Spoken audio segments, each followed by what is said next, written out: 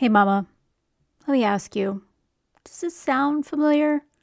You wake up and the first thing on your mind is how you look. Maybe it's not just the number on the scale, but the reflection in the mirror. You're searching for any sign that all of your sacrifices, counting calories, avoiding certain foods, and pushing through your workouts even when you're exhausted, are paying off.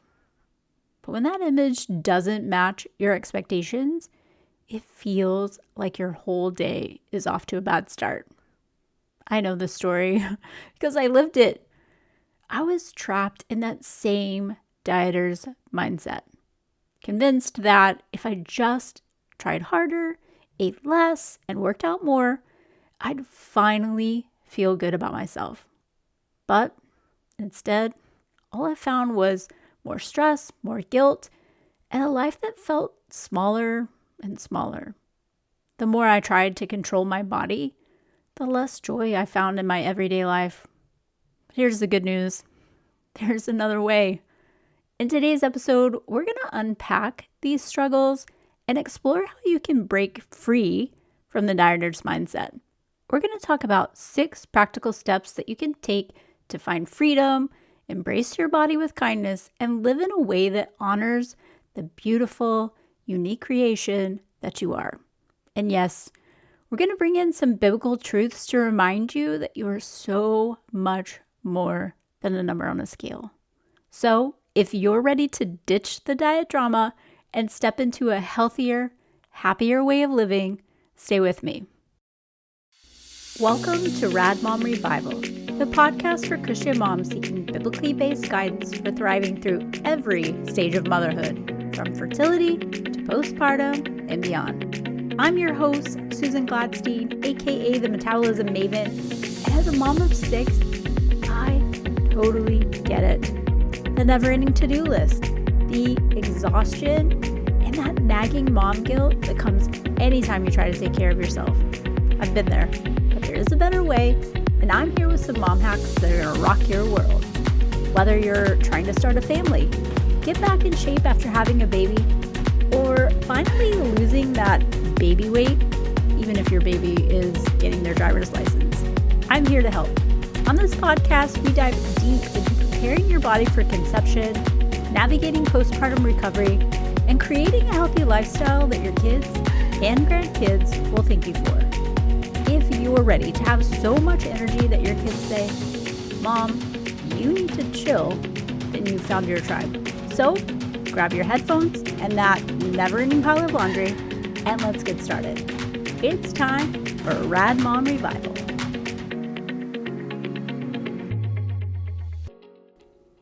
Ever feel like you're running on empty, barely keeping up with the kids, work, and all of the chaos of life? I get it. I've been there too. But what if you could actually have the energy to power through your day and feel less stressed in just 2 weeks? Sound like something you need? Then you should totally join our 14-day Energy Boost Challenge. You get real-life mom hacks to help you say goodbye to exhaustion and hello to feeling more like yourself again.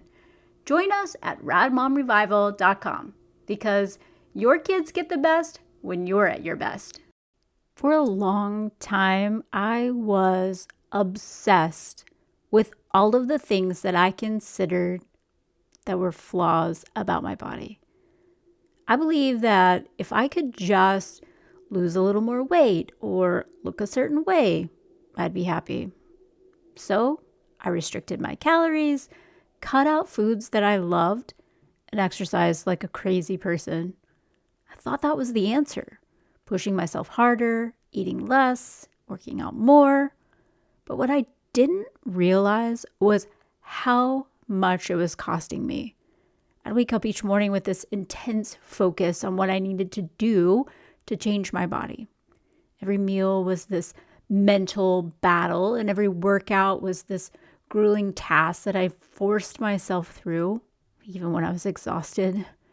Let me tell you, that exhaustion wasn't just physical, it seeped into every part of my life.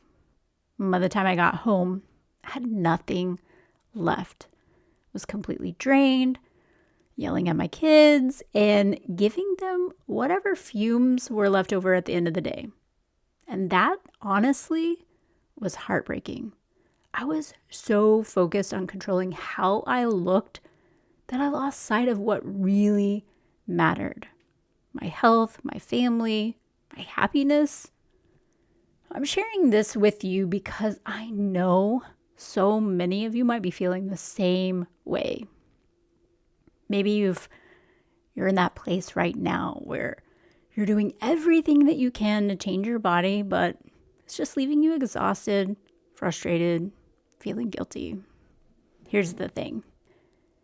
I found a way out of that cycle, and I want you to find that freedom too.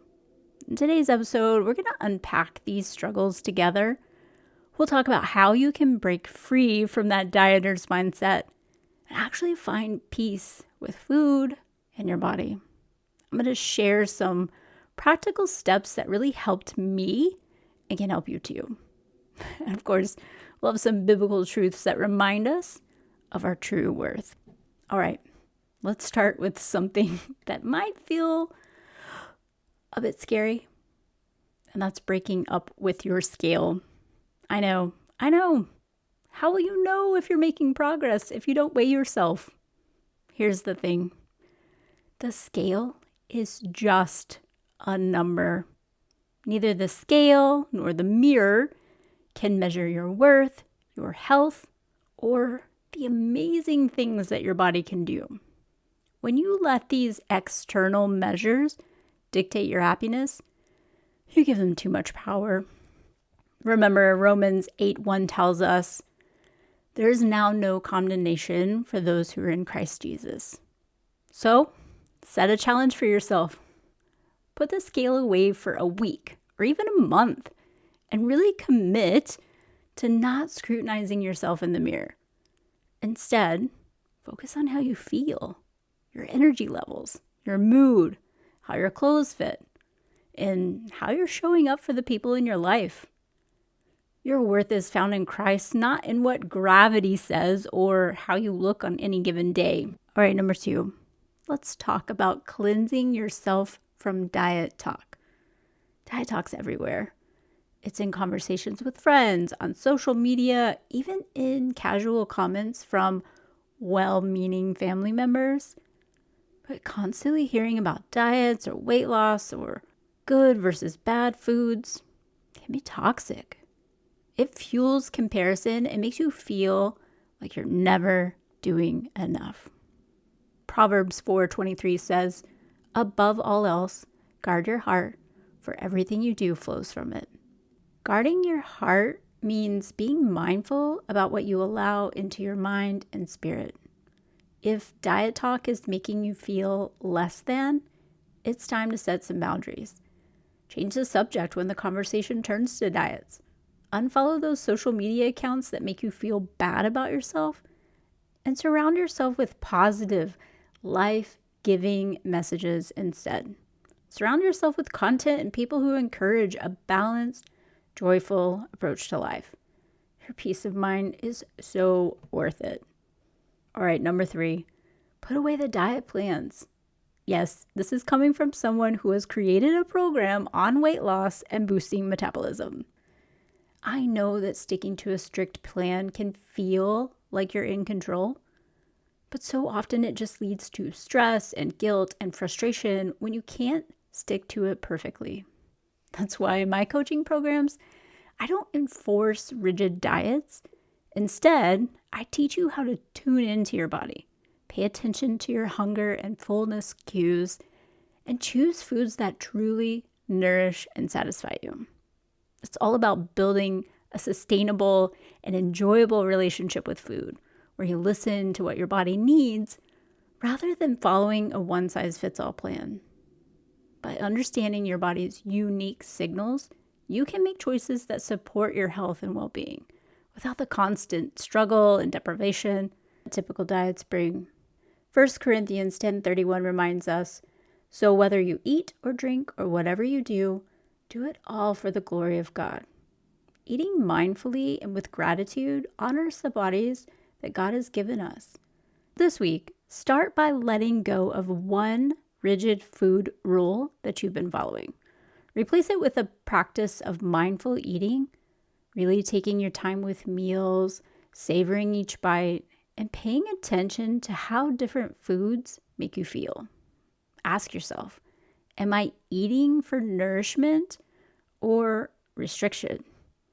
If you're ready to dive deeper into this approach, consider exploring my programs where you can learn to embrace a more balanced, intuitive way of eating that fits your unique needs. Right, number 4, it's time to banish diet foods from your life.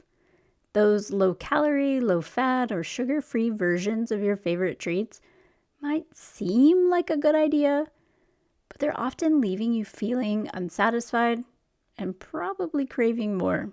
So instead of focusing on what you shouldn't eat, focus on what you can eat. Whole, nutrient-dense foods that you actually enjoy. This week, allow yourself to enjoy a food that you've been labeling as quote-unquote off limits.